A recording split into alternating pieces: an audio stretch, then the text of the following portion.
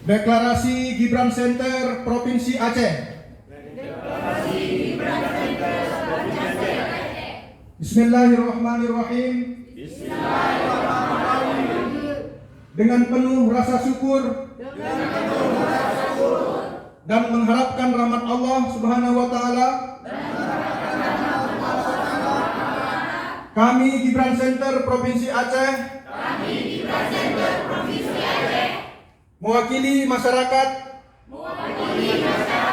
alim ulama, petani, nelayan, karyawan, tokoh-tokoh pemuda, mahasiswa, pengusaha, dan seluruh masyarakat Aceh. Dengan ini kami menyatakan siap memenangkan, siap memilih, dan siap mencoblos pasangan calon presiden dan calon wakil presiden nomor urut 2, Bapak Prabowo Subianto dan Bapak Gibran Rakabuming Raka,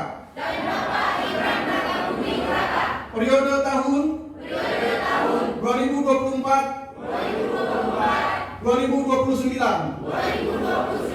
Banda Aceh, 13 Januari 2024, Gibran Center Provinsi Aceh.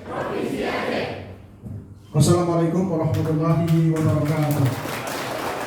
Assalamualaikum warahmatullahi wabarakatuh. Pada hadirin sekalian,